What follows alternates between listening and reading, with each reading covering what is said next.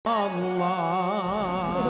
Bapak Ibu yang dimuliakan Allah Subhanahu wa taala, bedah buku 35 kisah saat maut menjemput. Bukunya mana Pak Ustadz? Ada bukunya. Tulis saja di www.google.com.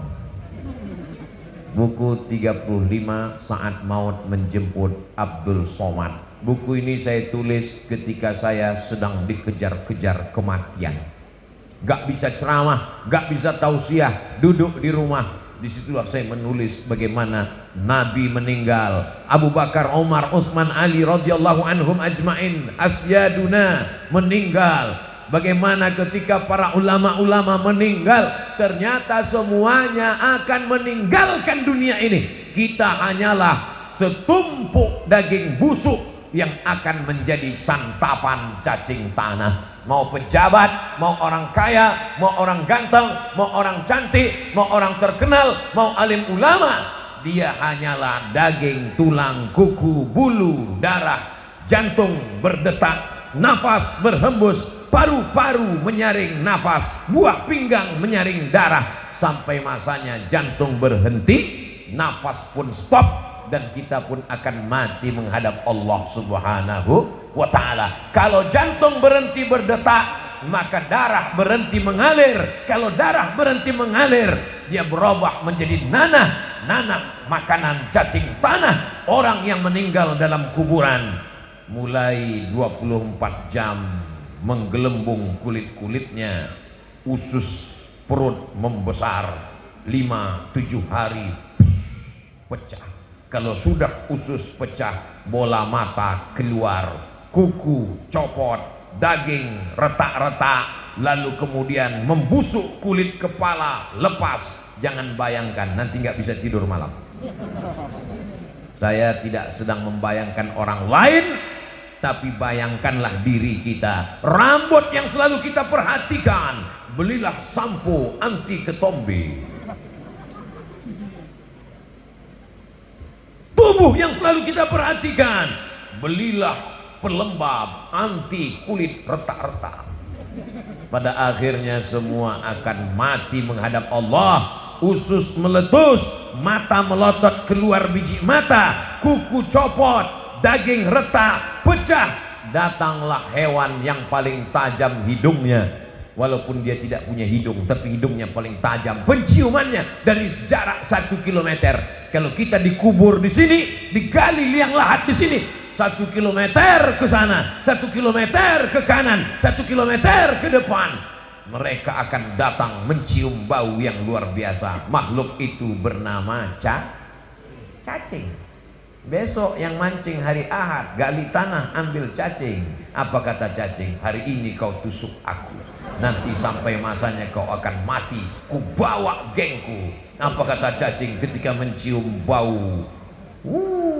Serbu, kata cacing. Kita semua akan menjadi santapan cacing tanah. Tapi Ustaz Abdul Somad tidak bersedih. Kenapa? 5 orang geng anak soleh akan memimpin pembacaan Al-Fatihah dari Bekasi untuk almarhum Abdul Somad. Al-Fatihah, kata mereka. Jangan baca sekarang, nanti.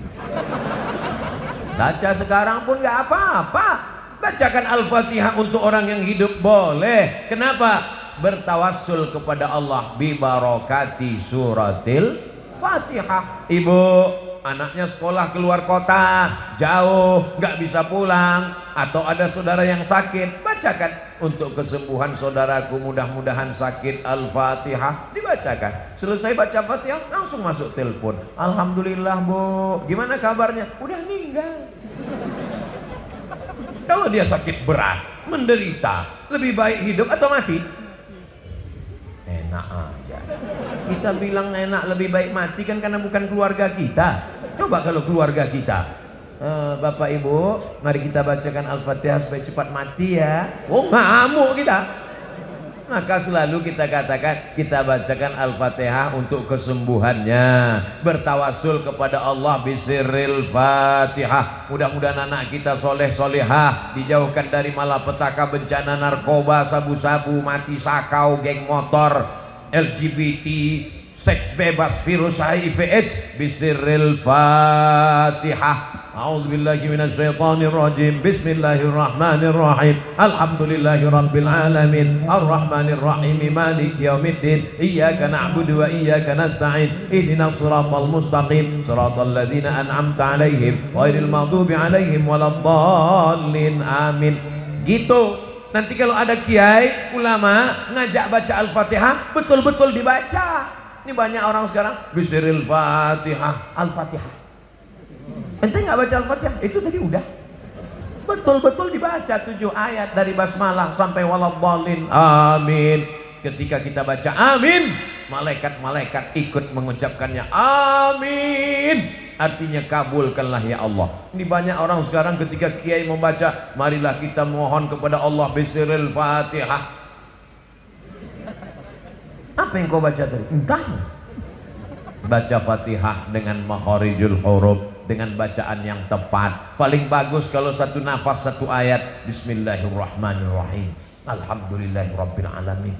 Ar-Rahmanir-Rahim. Tapi kalau qori kita nafasnya panjang.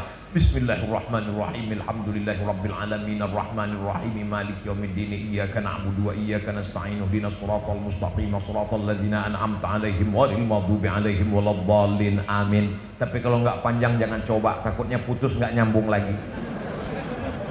Bapak Ibu yang dimuliakan Allah, apa pelajaran yang dapat diambil dari tabligh akbar di Bekasi malam ini? Di antaranya adalah persatuan masyarakatnya, DKM-DKM-nya 10 ngumpul, pejabat tokoh masyarakat, alim ulama, polisi, TNI, Polri datang semua. Maka hubungan baik kita ini kita pakai untuk watawasau bil haqqi watawasau bis sabr. Ada yang di depan melihat wajah Ustadz, ada yang di belakang melihat tengkuk Ustadz, ada yang di kanan, di kiri, semuanya mendapatkan pahala yang sama, mudah jalannya menuju surga Allah. Ustadz Somad ini ngomongnya enak sekali. Bukan kata saya, itu hadis Nabi. Man salaka tariqan, siapa yang melewati suatu jalan, yaltamisu fihi ilman, di jalan itu dia cari ilmu, sahalallahu lahu bihi tariqan ilal jannah, dimudahkan Allah jalannya menuju surga. Yang membuat kita tidak masuk surga malam ini cuma satu saja. Apa? Belum mati. Yang mau masuk surga silakan mati duluan. Wala tamutunna illa wa antum muslimun. Jangan mati melainkan dalam keadaan asyhadu an la ilaha illallah wa asyhadu anna muhammadan rasulullah. Siap jaga persatuan, siap teruskan program silaturahim DKM, siap hadiri maulid keliling tiap bulan. Ingat, kita ngomong siap di masjid, jangan ada dusta di antara kita. Disaksikan oleh para malaikat pertemuan kita malam ini. Betul? Kalau ada yang nantang-nantang, mana malaikatnya? Mana malaikat? Jangan marah, diam aja, senyum aja, diamin aja. Kalau dia tetap nantang, mana malaikatnya? Tenang, malaikat maut sudah di jalan, bro. Nanti sampai akhirnya kau juga akan mati. Gagah, perkasa, berkuasa, punya uang, terkenal, populer, kaya raya, sampai masanya tua, sampai masanya sakit, sampai masanya mati. Dulu pakai proses begitu, muda, kaya, tua, sakit, mati. Sekarang enggak panjang-panjang, masuk rumah sakit, mati. Bahkan ada yang enggak perlu sampai masuk rumah sakit, sedang minum kopi, mati, sedang ceramah, mati, sedang tegas, mati. Mati tidak perlu dicari, karena dia insya Allah akan datang sendiri. Betul apa betul? Aina ma takunu, dimanapun kamu berada, yudrikumul maut, kematian akan mendatangi kamu. Walau kuntum fi burujim musayyadah, walaupun kalian berada di dalam kotak yang dipaku. Begitulah perbuatan orang musyrik jahiliyah dulu. Dia buat kotak, kemudian dia paku, dia masuk ke dalam. Ditanya sama temannya, kenapa kau bersembunyi dalam kotak yang dipaku? Mudah-mudahan aja malaikat maut nggak bisa masuk. Siapapun akan mati menghadap Allah. Michael Jackson masuk ke dalam kotak hampa udara, berharap tidak mati, mati juga. Semuanya akan menghadap Allah. Tinggal lagi apa yang akan kita bawa menghadap Allah. Ini pelajaran yang kedua dari buku, belah buku kisah saat maut akan menjemput. Bacaan-bacaan maulid tadi yang diulang-ulang oleh para habaib dan kiai alim ulama didengar oleh telinga, maka itu akan terngiang-ngiang waktu kita nanti mau sakaratul maut. Jadi kalau ditanya orang, ngapain maulid lagi, maulid lagi, maulid lagi? Ini kan bukan Rabiul Awal lagi. Ini sudah Jumadil Akhir, Rajab, Sa'ban. Kenapa kalau pertemuan ada baca maulid? Berharap syafaat Rasulullah sallallahu alaihi wasallam. Mudah-mudahan saat mau sakratul maut itu orang yang suka bersolawat dibantu waktu sakratul maut ringan. Allahumma hawwin alaina fi sakaratil. Ketika ruhnya keluar, lalu kemudian pertanyaan mungkar nakirnya dapat solawat dimudahkan. Marabbuka, man nabiyuka, ma imamuka, ma qiblatuka, man ikhwanuka. Kemudian nanti ketika dibangkitkan di padang mahsyar, idza samaa'um fatarat wa idzal kawakibun tasarat wa idzal bi'aru fujirat wa idzal quburu bu'thirat. Ketika dibangkitkan di kubur dimudahkan. Ketika ditimbang amalnya, fa amma man saqulat mawazinuh, siapa yang berat timbangannya, fa huwa fi 'ishatir radiyah, maka dialah hidupnya diridhoi Allah. Tapi jangan gara-gara ayat ini ibu enggak diet lagi. Kenapa? Kan yang berat timbangannya hidupnya diridhoi Allah Pak Ustaz. Timbangan amal maksudnya, bukan timbangan badan. Orang yang bersolawat maka dimudahkan nanti ketika hisab, wal afwa indal hisab. Orang yang banyak bersolawat dimudahkan ketika meniti titian ihdinas siratal mustaqim. Orang yang banyak bersolawat maka dia paling dekat nanti di surga Jannatul Firdaus. Aqrabu majlisan, dekat majlisnya. Jadi kalau ditanya, kenapa maulid? Majelis maulid itu sesungguhnya adalah majelis sodakoh. Mentang-mentang tadi keluar uang masuk kotak, betul sodakoh. Tapi utamanya adalah majelis solawat. Salatullah, salamullah ala taha rasulillah. Salatullah, salamullah ala yasin habibillah. Tawassalna bismillah wa bil hadi rasulillah wa kulli mujahidin lillah bi ahlil badri ya Allah. Diiringi oleh anak-anak muda hadrah. Apa nama hadrahnya Ustaz? Akhlakul Mustafa, akhlaknya Rasulullah. Sudah acara maulid keliling, ngajinya dengan habaib dan ulama, tapi acara nikahnya masih pakai keyboard tunggal, artisnya pakai rok pendek. Pulangnya tak perlu lagi diceritakan, sakit hati ibu nanti.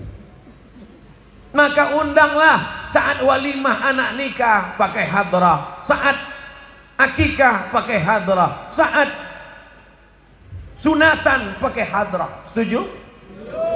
Saya berapa kali nggak datang acara walimah.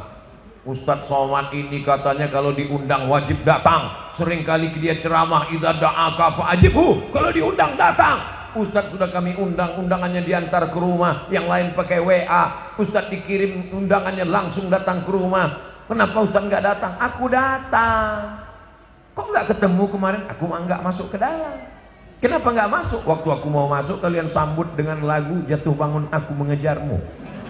Ngapain saya masuk? Daripada jatuh bangun mendingan pulang. Kita mau masuk, dia sambut dengan lagu Cinta Satu Malam. Itu kan kumpul kebo. Mohon maaf, ada anak-anak. Disambut dengan lagu Selimut Tetangga. Ngapain dibahas? Ini perbuatan maksiat. Selingkuh itu indah. Nauzubillah. Lagu-lagu itu menginspirasi, mengajak orang berselawat kepada Nabi. Iramanya indah-indah, dilakukan oleh anak muda. Saya senang sekali malam ini yang menyanyikan hadrah itu anak-anak muda, laki-laki. Laki-laki semua tadi kan? Kadang ini ada maulid Nabi yang nyanyi perempuan. Lagunya biasa aja, lipstiknya 2 inci. Perempuan itu suaranya bagus baca Quran, suaranya bagus sholawatan. Tapi kalau dilihat laki-laki yang tidak mahram, suami orang melihat istri orang. Banyak perempuan pakai jilbab bagus, pakai baju bagus, wajahnya glowing di depan suami orang, di depan istrinya sendiri seperti mak lampir, nyiblorong, sundel bolong, suster ngesot. Hafal semua nih Pak Ustaz. Jamaah yang dimuliakan Allah. Tapi malam ini Masya Allah tabarakallah, majelis salawat kita insya Allah diridhai Allah, disenangi Rasulullah. Kenapa? Karena tidak campur antara laki-laki dan perempuan. Tuh kok ada perempuan, mereka terjebak di tengah laki-laki. Masya Allah tabarakallah. Ini yang baik-baik ini kita bawa insya Allah. Apa pelajaran dari Bekasi? Silaturahimnya terjaga. Apa pelajaran dari Bekasi? Cerita judulnya tepat, mengingat mati, supaya masyarakat ini diingatkan pada mati. Wa kafa bil mauti wa'idha. Ada nasihat yang tidak bersuara, ada nasihat yang bukan khutbah, bukan ceramah, bukan tausiah, bukan tazkirah. Dia diam 1000 bahasa. Nasihat itu bernama mati. Siapa yang menasihati Ustadz Abdul Somad? Nggak ada. Nggak ada orang menasihati saya sampai sekarang. Saya datang ke Kiai, Kiai tolong nasihati saya. Saya kalau tausiah, saya cari para alim ulama yang tua-tua, yang sepuh-sepuh, minta nasihat, minta doa. Mereka nggak kasih nasihat. Mereka katakan, ya Ustaz sudah tahulah, sama-sama saja kita berdoa kepada Allah. Nasihat yang paling dalam yang masuk ke dalam otak dan hati saya adalah ketika melihat orang mati terbujur kaku, yang selama ini dihormati, dibanggakan, dimuliakan, disanjung tinggi. Kalau datang disambut dengan baleho dan karpet warna merah, tapi lalu kemudian ketika mati menghadap Allah terbujur di ruang tamu, dan tidak sampai 24 jam dibawa keluar. Rumahnya rumah dia, yang membangunnya dia, yang beli tanahnya dia, yang cari arsiteknya dia, yang mengumpulkan uangnya dia. Tapi kalau sudah meninggal dunia, sejengkal pun di rumah itu tidak ada yang bersedia menampung dia. Tempatnya tetap di TPU, tempat taman pemakaman umum. Ada rumah yang dibangun, ada rumah yang dikendalikan, ada rumah yang diatur. Sekian tahun nabung untuk buat rumah. Rumahmu berapa harganya? 3M. Wow, hebat sekali 3M, 3 kali minjam. Ada rumah yang tidak pernah kita lihat, rumah yang tidak pernah kita jenguk, rumah yang tidak pernah kita pedulikan, tapi kita akan tinggal di sana. Lebih lama di rumah kita atau di taman pemakaman umum? Saya tanya sekali lagi, lebih lama tinggal di rumah yang kita bangun atau lebih lama di kuburan? Lebih lama di kuburan. Di rumah kita paling kita tempati. Ada orang menempati rumahnya sampai 100 tahun? Nggak ada. Paling kita tempati rumah kita itu paling lama 50 tahun. Itu pun kalau umur kita 75 tahun. Umur 25 bangun rumah atau mewarisi rumah bapaknya. Kita cerita bukan rumah bapak kita, bukan rumah kakek kita, rumah kita tempati cuma 50 tahun. Setelah itu kita masuk liang lahat. Yang meninggal tahun 1945 saat ditembak oleh Belanda, sampai sekarang berarti dia sudah dikubur berapa tahun? Maka sampai masanya nanti hari kiamat, ada yang di liang lahat sampai 100 tahun, ada yang sampai 1000 tahun lamanya. Apa yang sudah kau persiapkan amal jariah? Yatsba'ul mayyita salatun, yang mengiringi mayat sampai ke liang lahat ada 3. Ahluhu, istrinya ikut mengiring, anaknya datang. jamaah semua datang, tapi cuman sampai ke pintu liang lahat. Setelah itu mereka masukkan ke dalam, setelah itu mereka kemudian naik ke atas, mereka ambil pacul, cangkol dan skop, mereka katakan mari kita timbun, kita injak biar padat. Setelah itu ditancapkan kayu nisan. Setelah itu mereka pun berdoa. Setelah itu mereka pun pulang ke rumah. Anaknya nangis pada hari yang pertama. Hari kedua dia mulai tersenyum. Kirim rek spasi lucu, kirim ke 9090. Tapi kalau anakmu soleh, dia akan bangun di tengah malam. Rabbighfirli wa liwalidayya warhamhuma kama rabbayani shaghira. Gimana anak ibu? Ingat dengan suami ibu? Ingat dengan ayahnya? Alhamdulillah Pak Ustaz. Malam-malam saya bangun jam 2, saya dengar di samping kamar ada baca Yasin. Yasin wal Qur'anil Hakim innaka laminal mursalin ala siratim mustaqim tanzilal azizir rahim. Lalu saya pun bangun Pak Ustadz, senangnya hati saya, anak saya baca Quran untuk ayahnya. Begitu saya buka pintu kamar, ternyata TV belum mati Pak Ustadz. Mudah-mudahan anak kita termasuk yang tetap kirim Yasin untuk kita tiap malam. Kita pesankan ke mereka supaya tahajud, berzikir, berdoa. Ya Allah, sampaikanlah pahala tahlilku. La ilaha illallah tahlil, subhanallah tasbih, tahmid, alhamdulillah, takbir, Allahu akbar, salawat. Lalu kemudian dia bawa anak istrinya baca Quran. Wa idza khatimul qur'ana, kalau dikhatamkan mereka Quran 30 juz, fahuwa hasanun, sepaling bagusnya sekhatam Al-Quran 30 juz. Kalau tidak sanggup khatam Quran, likulli syai'in qalbun, segala sesuatu punya hati. Wa qalbul Quran, hatinya Al-Quran adalah Yasin. Dan kalau tidak sanggup baca Yasin, Ummul Quran Al-Fatihah, level paling tinggi sekhatam. Tak sanggup sekhatam Yasin, tak sanggup Yasin, Ummul Quran. Itulah tadi yang Pak Bupati mengajak kita, mari kita bacakan suratul Fatihah. Fatihah pun tidak mau. Innalillahi wa inna ilaihi raji'un. Apa yang kau balaskan untuk ayahmu? Berapa kali dia tidak jadi ganti baju hari raya demi uang sekolahmu? Sekolahmu memang online, tapi bayarannya offline. Berapa kali ibumu tidak jadi hari raya buat kue demi untuk sekolahmu, demi untuk air susumu, demi untuk makan minummu. Meregang nyawa dia melahirkan. Andai kau gendong dia dari Bekasi ke kota Makkah, tawaf 7 putaran, sa'i Safa dan Marwah,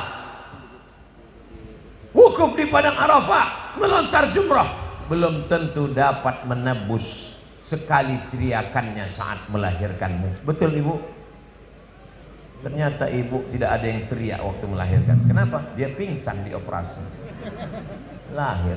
Ustadz, walaupun operasi sesar itu sakit loh Ustadz. Ustadz kan nggak pernah merasakannya, karena rasaku bukan rasamu Ustadz. Kita tidak pernah tahu bagaimana perasaan mereka perempuan. Ketika hormonnya berlebih di awal kehamilan, dia muntah-muntah.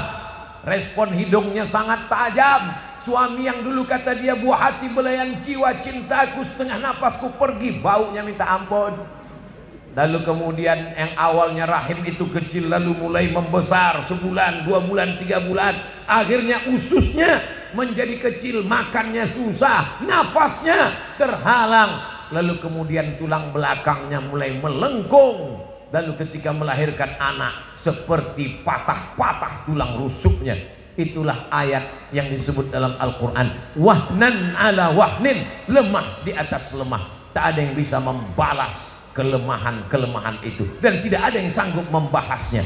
Kalau saya bahas bagaimana lemahnya perempuan saat mengandung, perempuan itu mengandung lemah di atas lemah. Kata ibu-ibu, alah Ustadz kayak pernah aja. Maka kita balaskan. Yang ibunya masih hidup, mudah-mudahan masih sempat berbakti kepada orang tua. Yang ibu bapaknya sudah meninggal dunia, nasihat kematian, ziarah. Jangan nunggu mau Ramadan, jangan nunggu mau Idul Fitri. Besok hari libur bawa anaknya ziarah. Ini sekarang banyak orang ziarah, bapaknya baju hitam, istrinya baju hitam, anaknya baju hitam, hitam-hitam semua. Sampai di tempat pemakaman langsung foto. Habis itu update status man in black. Apa ini? Ini bukan ajaran Islam. Ajaran Islam adalah saat di tempat pemakaman baca doa, assalamualaikum ya alad diyar minal mu'minin wa inna insyaallahu bikum lahiqun yarhamullahul mustaqdimina wal mustakhirin nas'alullaha lana wa lakumul afiyah. Oh, bacaannya panjang Pak Ustaz. Ya, tapi kami bacaannya pendek. Apa bacaannya? Assalamualaikum ya ahlal kubur. Itu namanya doa minimalis. Apalah salahnya cetakkan doa ziarah kubur? Tanya nanti panitia berapa ongkosnya buat baliho besar seperti ini, buat doa ziarah kubur, tempel besar-besar di dekat pemakaman TPU. Assalamualaikum ya ala diyar minal mu'minin wa inna insyaallah bikum lahiqun yarhamullahul mustaqdimin wal mustakhirin nas'alullaha lana wa lakumul afiyah. Coblos nomor. Daripada baliho yang gak jelas ujung arahnya, nyangkut ke pokok kayu, diambil Satpol PP, dibakar. Mendingan di samping kuburan, mengingatkan orang. Andai pun dia tidak lapuk, maka mengalir sampai hari kiamat. Inilah dia amal-amal kita. Apa saja amal kita yang akan mengalir? Waladun salihun, anak yang soleh, shadaqatun jariyah. Itulah uang yang masuk ke dalam kotak-kotak tadi. Beli semen, batu bata, kerikil, atap, tenda, lampu, AC, mihrab, mimbar, kipas angin. Itu semua akan mengalir. Siapa yang mewakafkan tanah masjid ini dulu? Siapa yang membangunnya? Siapa yang ngasih semen? Siapa yang ngasih kosen? Siapa yang ngasih kaca? Kita tidak tahu, tapi pahalanya dari mulai tadi petang sampai malam, sampai sholat subuh besok, zuhur, asar, maghrib, isya, subuh, zuhur, asar, maghrib, isya, Ramadan, tarawih, witir, Idul Fitri, Idul Adha, hari raya kurban, sampai hari kiamat, mengalir pahalanya ke liang lahat. Mudah-mudahan sebelum mati kita sempat bangun masjid. Masjid apa namanya? Masjid Al-Mustaqim. Siapa yang buat? Pak Kapolsek. Masjid apa namanya? Masjid As-Somad. Siapa yang buat? Ustaz Somad. Sudah ada? Belum lagi. Tapi insya Allah kalau kita berniat sebelum mati mesti ada. Saya diundang ke Jambi, diajak untuk meresmikan masjid. Jalannya jauh, naik mobil. Dalam hati saya, mau dibawa kemana lagi? Begitu sampai, musola kecil. Ya Allah. Apa kelebihan musola ini? Apa kelebihannya? Berikut ini mari kita dengarkan kata sambutan dari Bapak Kapolsek. Saya sebagai Kapolsek, kumisnya melintang. Saya sebagai Kapolsek di tempat ini Pak Ustadz risau karena tidak ada tempat sholat. Orang sholat di kamar. Maka saya kumpulkan di antara anak-anak buah saya. Kita beli semen, batu bata. Akhirnya jadilah musola ini. Dan saya bertekad kalau siap, yang meresmikannya adalah Ustadz Somad. Oh, begitu kronologisnya. Dan orang tidak berani nolak. Kasih semen, siap. Jadilah musola. Jabatanmu tak lama, tapi yang kekal abadi adalah masjid. Presiden kita, proklamator kita, Insinyur Soekarno cerdas.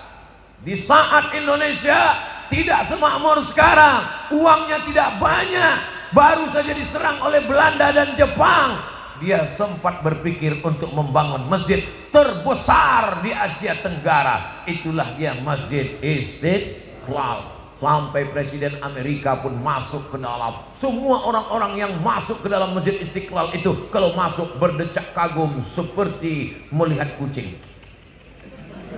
Wow, amazing kata dia. Apa amazingnya? Tiangnya banyak sekali. Luar biasa. Sampai sekarang mengalir pahalanya sampai hari kiamat. Berganti lagi zaman. Akhirnya setiap kabupaten, setiap kota di Indonesia ada masjid. Punya ciri khas. Punya ciri khas. Apa dia? Bangunannya tidak pakai kubah, tapi pakai atap seperti masjid kerajaan Islam Demak. bangunan Wali Songo, dan itulah dia sampai sekarang disebut dengan Masjid Muslim Pancasila. Sampai hari kiamat akan mengalir pahalanya. Maka kita pun berpikir, jangan mati sebelum bangun masjid. Saya nggak bisa bangun masjid Pak Ustadz, bangun musola nggak apa-apa, surau Pak Ustadz oke, langgar Pak Ustadz nggak apa-apa. Orang Jawa dilanggar nggak mati, karena dia berzikir di dalam langgar, dalam surau. Hanya saja surau, langgar dan musola tetap di dalamnya usolli sunatan tahiyatal masjid, karena di sana ada sholat 5 waktu, subuh, zuhur, asar, maghrib, isya. Bedanya cuma nggak ada sholat Jumat. Di masjid kita ini ada, ini surau apa langgar apa musola? Ini masjid. Dari mana Ustaz tahu masjid? Ada mimbarnya, ada sholat Jumat. Di tempat kami ada mimbar Pak Ustaz, tapi nggak ada sholat Jumatnya. Berarti itu mimbar dangdut. Mimbar tempat khotib naik ke atas menyampaikan khutbah. Usikum wa nafsi bitaqwallah. Aku pesankan kepada kamu, takutlah kepada Allah. Laki-laki yang gagah perkasa, sehat, tidak musafir, tidak sakit, maka dia mesti mendengar wasiat takwa yang disampaikan dari mimbar. Kenapa tabligh akbar kita tidak dibuat di dalam masjid? Barulah sadar, karena kalau dibuat dalam masjid tidak muat. Ini masjid nampaknya kekurangan, bukan kekurangan jamaah. Banyak sekarang masjid kekurangan jamaah, tapi di Bekasi masjid kekurangan tempat. Insya Allah panjang umur sehat badan, masjid ini semakin besar insya Allah. Amin. Kalau mau tahu berhasilnya tabligh akbar malam ini, lihat subuh besok. Kalau subuh besok sopnya bertambah, berhasil. Tapi kalau cuman pemain inti yang azan tetap itu, as-salatu khairum minan naum, hancurlah kita. Tapi begitu besok as-salatu khairum minan naumnya luar biasa. As-salatu khairum minan naum. Semua anak-anak bangun, datang dia ke masjid semua. Alhamdulillah Pak Ustadz, sejak Ustadz Somad tausiah kemarin, anak saya rajin sholat duha Pak Ustadz. Cuman ada yang mengganggu pikiran saya. Kenapa Bu? Doanya pakai kunut. Itu namanya subuh kesiangan Bu. Pas ditanya sama ibunya, kenapa kamu sholat subuhnya jam 8? Masih syukur aku sholat subuh, kawanku gak sholat sama sekali. Ini logika terbalik, otaknya sungsang. Kalau mau lihat dunia boleh lihat ke bawah, tapi kalau untuk akhirat, lihatlah orang yang istiqomah ke masjid subuh, zuhur, asar, maghrib, isya, masjid ke masjid. Lihat tuh anak muda ke masjid terus, tertulis di bajunya biker subuhan, zuhur hilang. Sedangkan subuh yang berat lawan ngantuk aja dia datang. Sedangkan subuh yang matanya lelap, tidur pulas, mengigau, tetap dia lawan datang ke masjid. Apalagi zuhur, asar yang melek. Sedangkan zuhur, subuh saja siap dia jadi imam, padahal suaranya jelas. Bismillahirrahmanirrahim, alhamdulillahi rabbil alamin. Apalagi kalau cuman nggak bersuara, Allahu Akbar. Memang berawal kalau mau jadi imam, imam zuhur dan imam asar. Anak-anak muda, nanti kalau ditanya, datang anak gadis, anak-anak cewek bilang, bang, aku siap jadi, aku ingin mencari imam, aku siap, tapi zuhur dan asar ya. Maka kalian pun mesti pintar-pintar. Kalau mau tulis update status besok, aku mau cari imam maghrib, subuh dan isya. Yang zuhur ngantri dulu. Berawal dari keterpaksaan, berubah menjadi kebutuhan, akhirnya kebiasaan. Allah bisa karena biasa. Tadi tausiah saya mulai jam 9 kurang 10, sekarang jam 10 kurang 10. 60 menit kita bersama, sesuai tertulis di botol minuman santri. Oh, botolnya kecil, 330. Berarti udah lewat, mestinya setengah jam tadi. Wa kulli mujahidin lillah bi ahlil badr ya Allah. Bapak Ibu yang dimuliakan Allah Subhanahu wa taala. Bedah buku 35 kisah saat maut menjemput. Bukunya mana Pak Ustadz? Ada bukunya. Tulis saja di www.google.com. Buku 35 saat maut menjemput Abdul Somad. Buku ini saya tulis ketika saya sedang dikejar-kejar kematian. Gak bisa ceramah, gak bisa tausiah, duduk di rumah. Disitulah saya menulis bagaimana Nabi meninggal, Abu Bakar, Umar, Utsman, Ali radhiyallahu anhum ajmain, asyaduna meninggal. Bagaimana ketika para ulama-ulama meninggal, ternyata semuanya akan meninggalkan dunia ini. Kita hanyalah setumpuk daging busuk yang akan menjadi santapan cacing tanah. Mau pejabat, mau orang kaya, mau orang ganteng, mau orang cantik, mau orang terkenal, mau alim ulama, dia hanyalah daging, tulang, kuku, bulu, darah, jantung berdetak, nafas berhembus, paru-paru menyaring nafas, buah pinggang menyaring darah, sampai masanya jantung berhenti, nafas pun stop, dan kita pun akan mati menghadap Allah Subhanahu wa ta'ala. Kalau jantung berhenti berdetak, maka darah berhenti mengalir. Kalau darah berhenti mengalir, dia berubah menjadi nanah. Nanah makanan cacing tanah orang yang meninggal dalam kuburan. Mulai 24 jam menggelembung kulit-kulitnya, usus perut membesar, 5-7 hari pecah.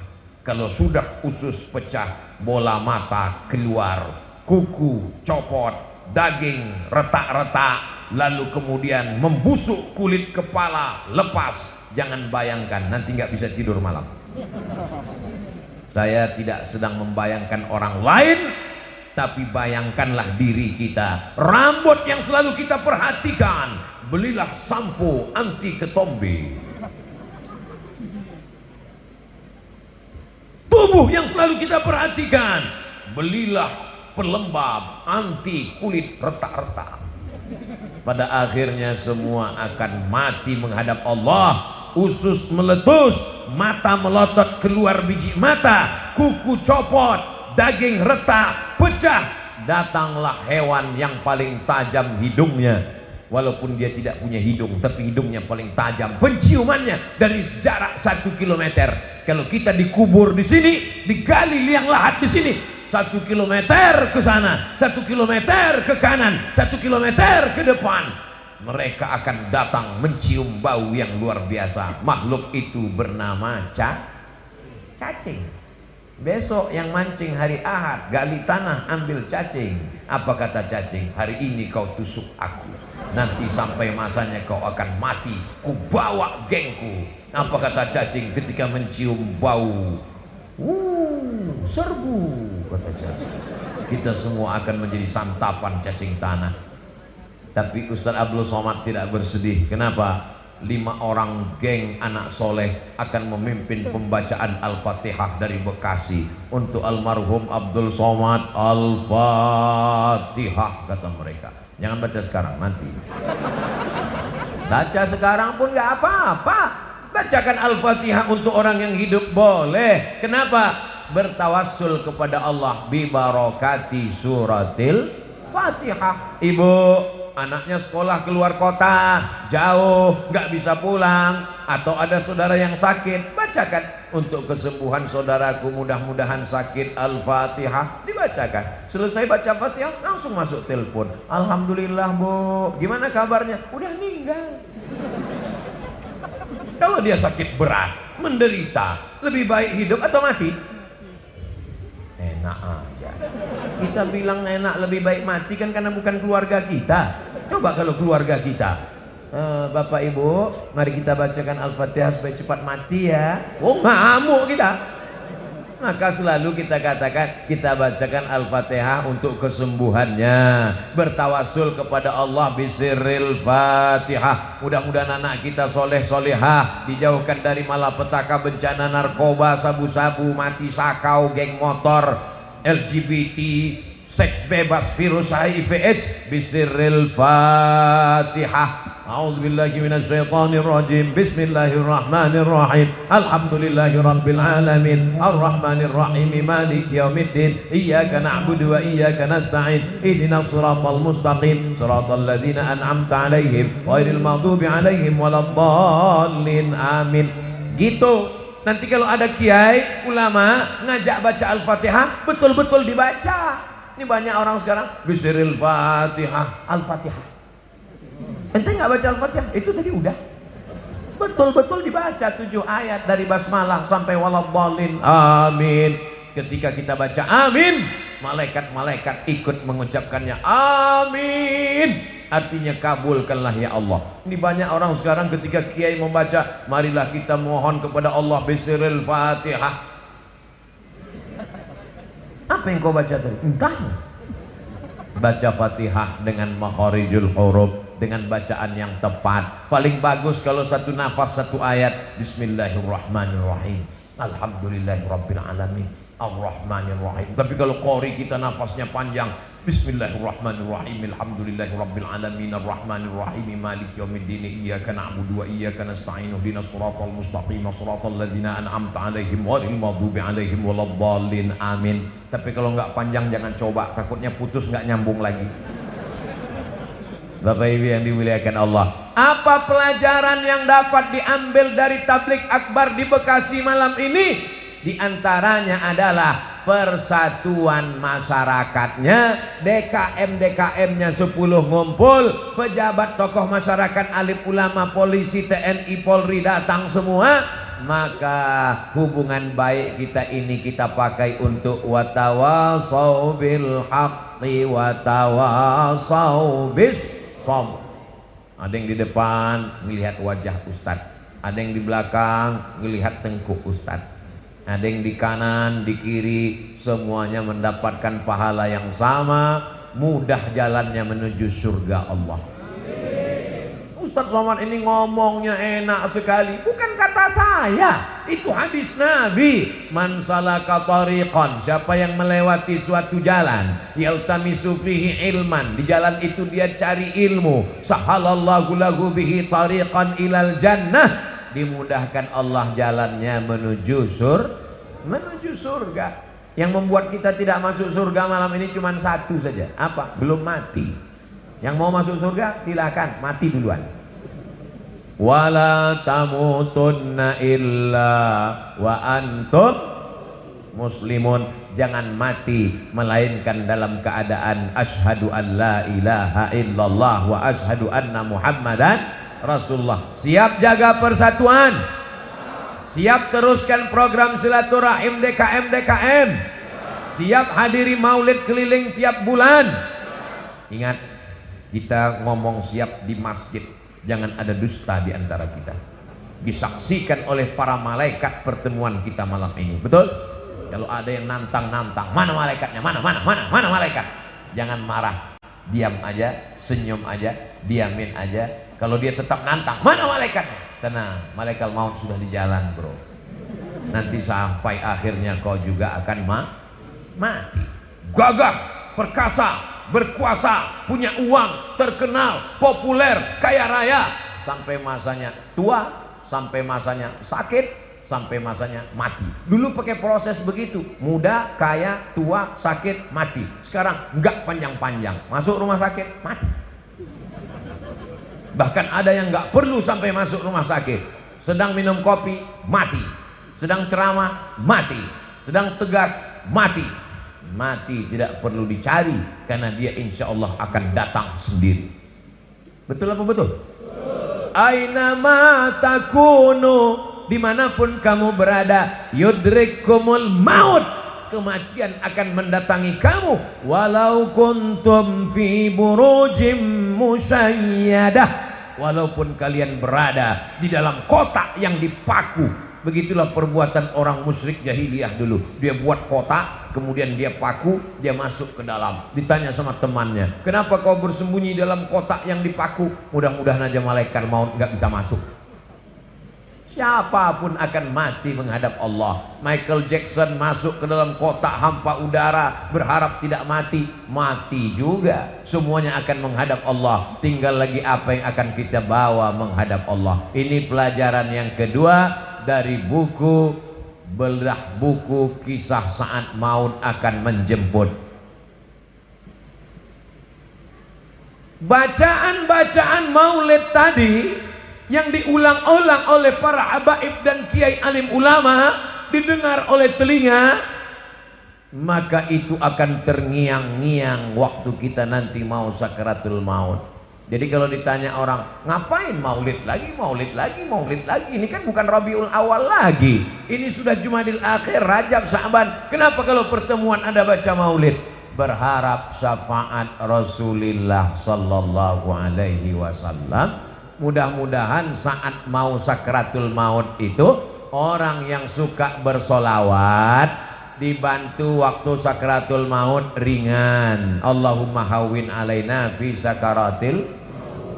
Ketika ruhnya keluar, lalu kemudian pertanyaan mungkar nakirnya dapat solawat dimudahkan. Ma rabbuka, man nabiyuka, ma imamuka, ma qiblatuka, man ikhwanuka. Kemudian nanti ketika dibangkitkan di padang mahsyar, idza sama'um fatarat wa idzal kawakibun tasarat wa idzal bi'aru fujirat wa idzal quburu bu'sirat. Ketika dibangkitkan di kubur dimudahkan. Ketika ditimbang amalnya, fa amma man saqulat mawazinuh, siapa yang berat timbangannya, fa huwa fi 'ishatir radiyah, maka dialah hidupnya diridhoi Allah. Tapi jangan gara-gara ayat ini ibu enggak diet lagi. Kenapa? Kan yang berat timbangannya hidupnya diridhoi Allah Pak Ustaz. Timbangan amal maksudnya, bukan timbangan badan.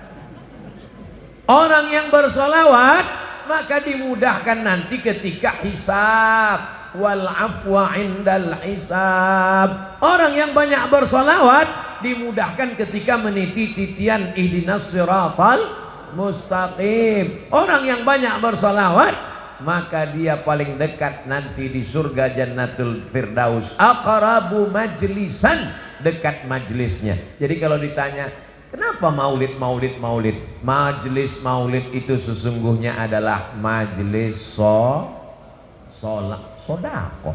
Mentang-mentang tadi keluar uang masuk kotak, betul sodakoh. Tapi utamanya adalah majelis solawat. Salatullah, salamullah ala taha rasulillah. Salatullah, salamullah ala yasin habibillah. Tawassalna bismillah wa bil hadi rasulillah wa kulli mujahidin lillah bi ahlil badri ya Allah. Diiringi oleh anak-anak muda hadrah. Apa nama hadrahnya Ustaz? Akhlakul Mustafa, akhlaknya Rasulullah. Sudah acara maulid keliling, ngajinya dengan habaib dan ulama, tapi acara nikahnya masih pakai keyboard tunggal, artisnya pakai rok pendek. Pulangnya tak perlu lagi diceritakan, sakit hati ibu nanti. Maka undanglah saat walimah anak nikah pakai hadrah, saat akikah pakai hadrah, saat sunatan pakai hadrah. Setuju? Saya berapa kali nggak datang acara walimah. Ustadz Somad ini katanya kalau diundang wajib datang. Seringkali dia ceramah, idza da'aka fa'ajibhu, kalau diundang datang. Ustadz sudah kami undang, undangannya diantar ke rumah, yang lain pakai WA. Ustadz dikirim undangannya langsung datang ke rumah. Kenapa Ustadz nggak datang? Aku datang. Kok nggak ketemu kemarin? Aku nggak masuk ke dalam. Kenapa nggak masuk? Waktu aku mau masuk kalian sambut dengan lagu Jatuh Bangun Aku Mengejarmu. Ngapain saya masuk? Daripada jatuh bangun mendingan pulang. Kita mau masuk, dia sambut dengan lagu Cinta Satu Malam. Itu kan kumpul kebo. Mohon maaf, ada anak-anak. Dia sambut dengan lagu Selimut Tetangga. Ngapain dibahas? Ini perbuatan maksiat. Selingkuh itu indah. Nauzubillah. Lagu-lagu itu menginspirasi, mengajak orang berselawat kepada Nabi. Iramanya indah-indah, dilakukan oleh anak muda. Saya senang sekali malam ini yang menyanyikan hadrah itu anak-anak muda, laki-laki. Laki-laki semua tadi kan?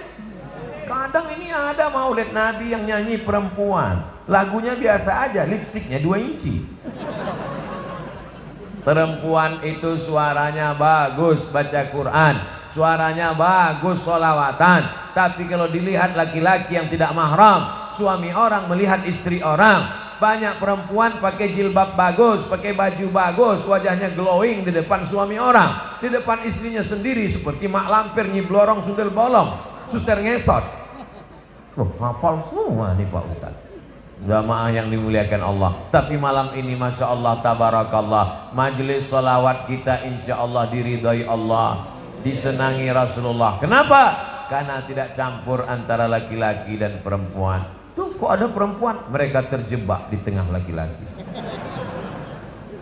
Masya Allah, tabarakallah. Ini yang baik-baik ini kita bawa insya Allah. Apa pelajaran dari Bekasi? Silaturahimnya terjaga. Apa pelajaran dari Bekasi? Cerita judulnya tepat, mengingat mati, supaya masyarakat ini diingatkan pada mati. Wa kafa bil mauti wa'idha. Ada nasihat yang tidak bersuara, ada nasihat yang bukan khutbah, bukan ceramah, bukan tausiah, bukan tazkirah. Dia diam 1000 bahasa. Nasihat itu bernama mati. Siapa yang menasihati Ustadz Abdul Somad? Nggak ada.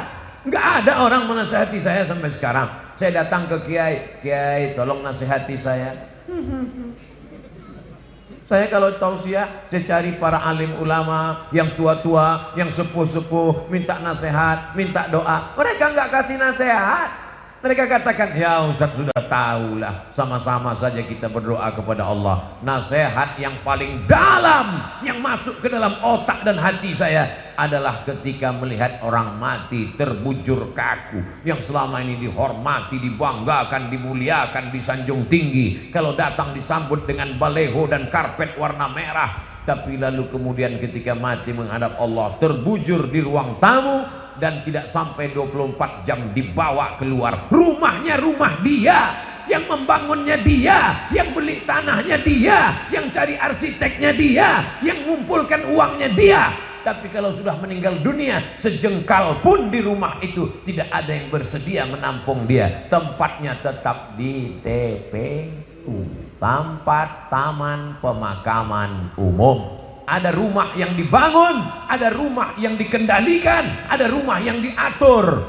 Sekian tahun nabung untuk buat rumah. Rumahmu berapa harganya? 3M. Wow, hebat sekali 3M. 3 kali minjam. Ada rumah yang tidak pernah kita lihat, rumah yang tidak pernah kita jenguk, rumah yang tidak pernah kita pedulikan, tapi kita akan tinggal di sana. Lebih lama di rumah kita atau di taman pemakaman umum? Saya tanya sekali lagi, lebih lama tinggal di rumah yang kita bangun atau lebih lama di kuburan? Lebih lama di kuburan. Di rumah kita paling kita tempati. Ada orang menempati rumahnya sampai 100 tahun? Nggak ada. Paling kita tempati rumah kita itu paling lama 50 tahun. Itu pun kalau umur kita 75 tahun. Umur 25 bangun rumah atau mewarisi rumah bapaknya. Kita cerita bukan rumah bapak kita, bukan rumah kakek kita, rumah kita tempati cuma 50 tahun. Setelah itu kita masuk liang lahat. Yang meninggal tahun 1945 saat ditembak oleh Belanda, sampai sekarang berarti dia sudah dikubur berapa tahun? Maka sampai masanya nanti hari kiamat, ada yang di liang lahat sampai 100 tahun, ada yang sampai 1000 tahun lamanya. Apa yang sudah kau persiapkan? Amal jariah. Yatsba'ul mayyita salatun, yang mengiringi mayat sampai ke liang lahat ada 3. Ahluhu, istrinya ikut mengiring, anaknya datang. jamaah semua datang, tapi cuman sampai ke pintu liang lahat. Setelah itu mereka masukkan ke dalam, setelah itu mereka kemudian naik ke atas, mereka ambil pacul, cangkol dan skop, mereka katakan mari kita timbun, kita injak biar padat. Setelah itu ditancapkan kayu nisan, setelah itu mereka pun berdoa, setelah itu mereka pun pulang ke rumah. Anaknya nangis pada hari yang pertama. Hari kedua dia mulai tersenyum. Kirim rek spasi lucu, kirim ke 9090. Tapi kalau anakmu soleh, dia akan bangun di tengah malam. Rabbil firli wali walidayya warhamhuma kama rabbayani shaghira. Gimana anak ibu? Ingat dengan suami ibu? Ingat dengan ayahnya? Alhamdulillah Pak Ustaz. Malam-malam saya bangun jam 2, saya dengar di samping kamar ada baca Yasin.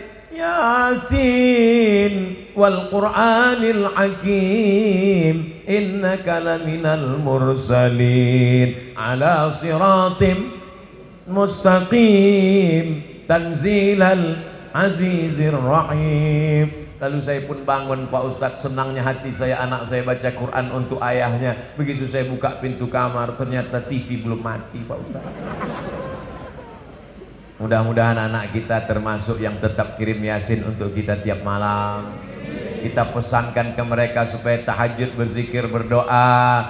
Ya Allah, sampaikanlah pahala tahlilku. La ilaha illallah tahlil, subhanallah tasbih, tahmid, alhamdulillah, takbir, Allahu akbar, salawat. Lalu kemudian dia bawa anak istrinya baca Quran. Wa idza khatimul qur'ana, kalau dikhatamkan mereka Quran 30 juz, fahuwa hasanun, sepaling bagusnya sekhatam Al-Quran 30 juz. Kalau tidak sanggup khatam Quran, likulli syai'in qalbun, segala sesuatu punya hati. Wa qalbul Quran, hatinya Al-Quran adalah Yasin. Dan kalau tidak sanggup baca Yasin, Ummul Quran Al-Fatihah, level paling tinggi sekhatam. Tak sanggup sekhatam Yasin, tak sanggup Yasin, Ummul Quran. Itulah tadi yang Pak Bupati mengajak kita, mari kita bacakan suratul Fatihah. Fatihah pun tidak mau. Innalillahi wa inna ilaihi raji'un. Apa yang kau balaskan untuk ayahmu? Berapa kali dia tidak jadi ganti baju hari raya demi uang sekolahmu?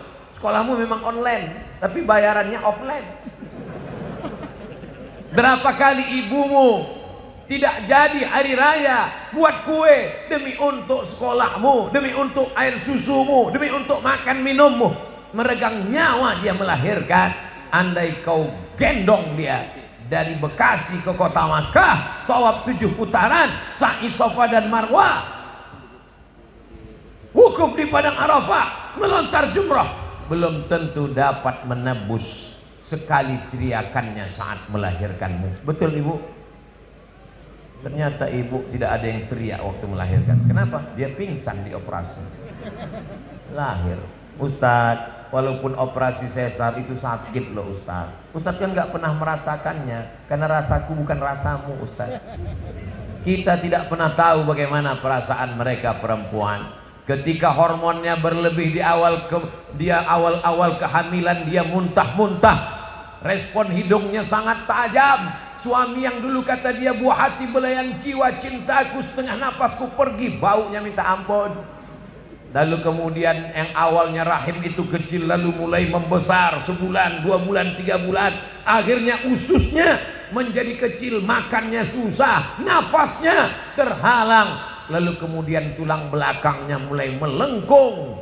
Lalu ketika melahirkan anak, seperti patah-patah tulang rusuknya. Itulah ayat yang disebut dalam Al-Quran, wahnan ala wahnin, lemah di atas lemah. Tak ada yang bisa membalas kelemahan-kelemahan itu, dan tidak ada yang sanggup membahasnya. Kalau saya bahas bagaimana lemahnya perempuan saat mengandung, perempuan itu mengandung lemah di atas lemah. Kata ibu-ibu, alah Ustaz kayak pernah aja. Maka kita balaskan. Yang ibunya masih hidup, mudah-mudahan masih sempat berbakti kepada orang tua. Yang ibu bapaknya sudah meninggal dunia, nasihat kematian, ziarah. Jangan nunggu mau Ramadan, jangan nunggu mau Idul Fitri. Besok hari libur bawa anaknya ziarah. Ini sekarang banyak orang ziarah, bapaknya baju hitam, istrinya baju hitam, anaknya baju hitam, hitam-hitam semua. Sampai di tempat pemakaman langsung foto. Habis itu update status, man in black. Apa ini? Ini bukan ajaran Islam.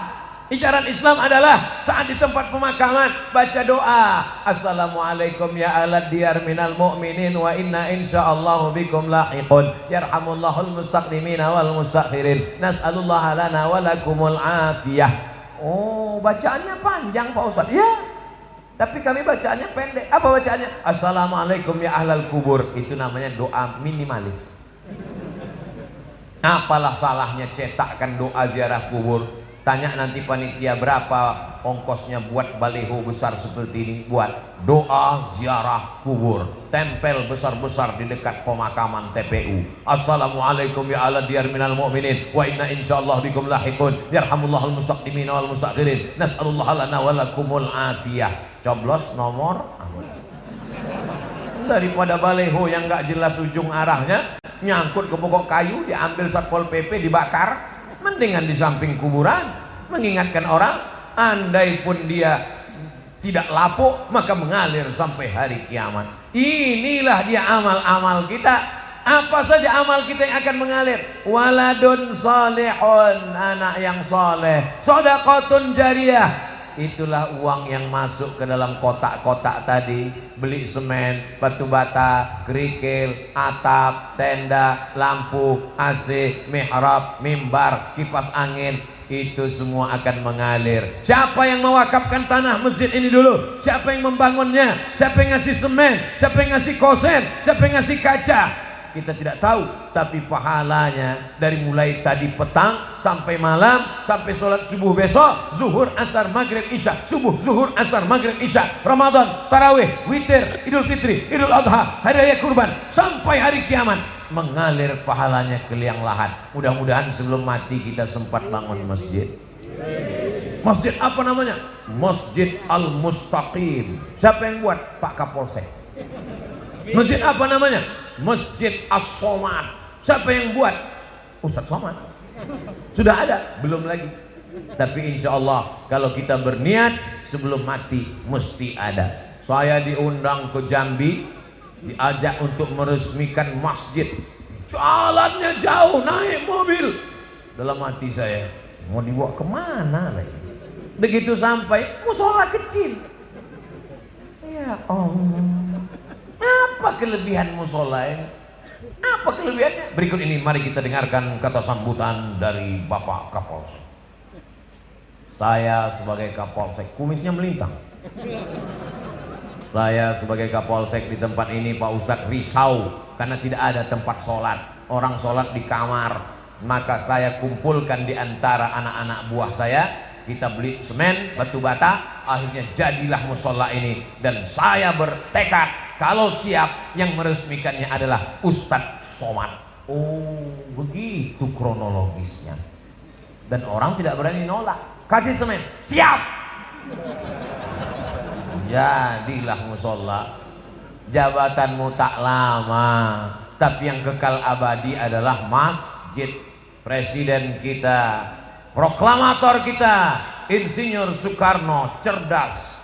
Di saat Indonesia tidak semakmur sekarang, uangnya tidak banyak, baru saja diserang oleh Belanda dan Jepang, dia sempat berpikir untuk membangun masjid terbesar di Asia Tenggara. Itulah dia Masjid Istiqlal. Sampai Presiden Amerika pun masuk ke dalam. Semua orang-orang yang masuk ke dalam Masjid Istiqlal itu kalau masuk berdecak kagum seperti melihat kucing.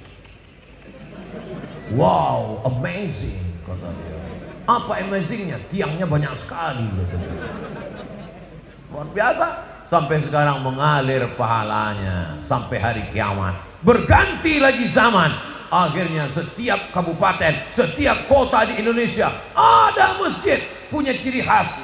Punya ciri khas. Apa dia? Bangunannya tidak pakai kubah, tapi pakai atap seperti masjid kerajaan Islam Demak bangunan Wali Songo, dan itulah dia sampai sekarang disebut dengan Masjid Muslim Pancasila. Sampai hari kiamat akan mengalir pahalanya. Maka kita pun berpikir, jangan mati sebelum bangun masjid. Saya nggak bisa bangun masjid Pak Ustadz, bangun musola nggak apa-apa. Surau Pak Ustadz, oke. Langgar Pak Ustadz, nggak apa-apa. Orang Jawa dilanggar nggak mati, karena dia berzikir di dalam langgar, dalam surau. Hanya saja surau, langgar dan musola tetap di dalamnya usolli sunnatan tahiyatal masjid, karena di sana ada sholat 5 waktu, subuh, zuhur, asar, maghrib, isya. Bedanya cuman nggak ada sholat Jumat. Di masjid kita ini ada, ini surau apa langgar apa musola? Ini masjid. Dari mana Ustaz tahu masjid? Ada mimbarnya, ada sholat Jumat. Di tempat kami ada mimbar Pak Ustaz, tapi nggak ada sholat Jumatnya. Berarti itu mimbar dangdut.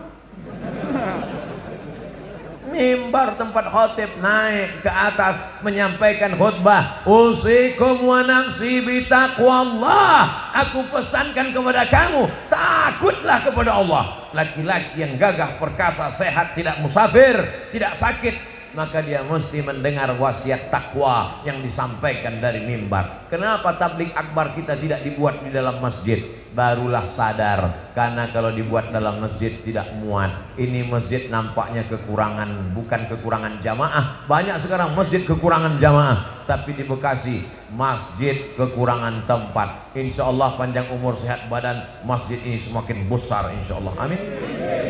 Kalau mau tahu berhasilnya tablik akbar malam ini, lihat subuh besok.